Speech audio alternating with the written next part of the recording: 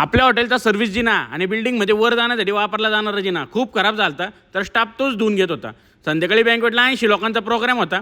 त्यासाठीच मग हे एकदम गरमागरम मंचावर सूप बनत होतं. सरांनी 7:30-8ला रेडी करा असं सांगितलं होतं. मग त्या हिशोबाने सगळं बुफे आणि प्लेट वगैरे रेडी करून ठेवल्या. रोटी गरमागरम मिळावी सगळ्यांना म्हणून आपण ऑन स्पॉट रेडी करतो. आधीच ढिगभर मारून ठेवत नाही आणि खालून वर जाऊपर्यंत गार नको व्हायला म्हणून असं फॉईलमध्ये ठेवतो. देवाला एक दिवस आजारी होता त्यामुळे लय मोठी सुट्टी झाली त्याची. कोरेगाव भीमाच्या हॉटेलला रात्री लाईट लावून काय काय नवीन आणायचं आहे याची यादी काढली.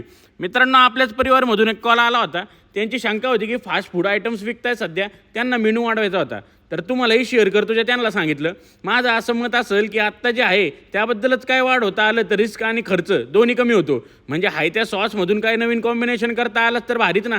नाहीतर पूर्णपणे नवीन कुझिन ॲड करायचं म्हणलं तर परत नवीन इन्व्हेंटरी घेणं आलं, नवीन माणसं घेणं आलं. बजेट आणि तयारी असेल तर करायला काय हरकत नाही. चांगला झाला आजचा दिवस. भेटूयात पुन्हा. तर नक्की